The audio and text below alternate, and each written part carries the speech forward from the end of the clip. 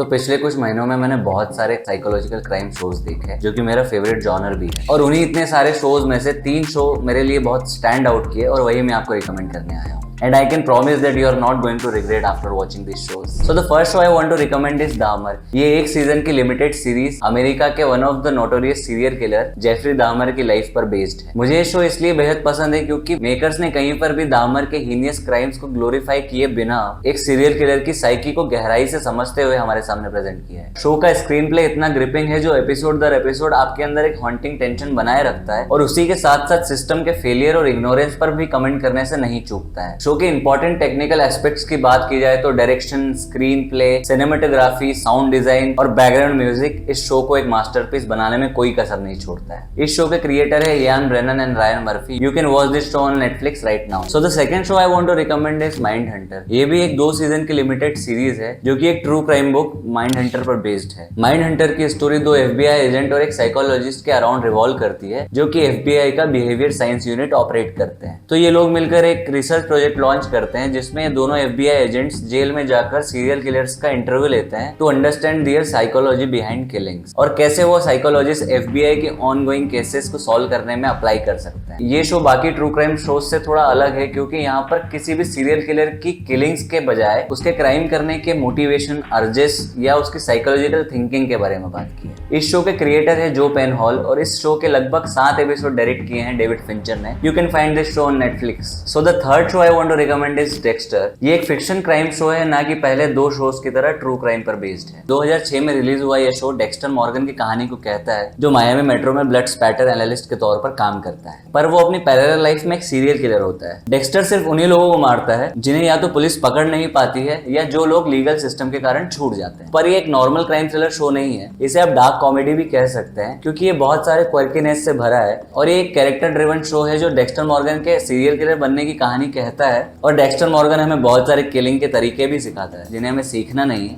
सिर्फ देखना है. ये 8 सीजन लंबा सीरीज कई बार गोल्डन ग्लोब और एमी के लिए नॉमिनेट हुआ और जीता भी. और इस शो के क्रिएटर है James Manos Junior and you can watch this show on Netflix right now. तो ये थे मेरे कुछ favourite psychological crime thriller shows. So for more recommendations like this do subscribe to Cinema Chaupal and I will see you in the next video.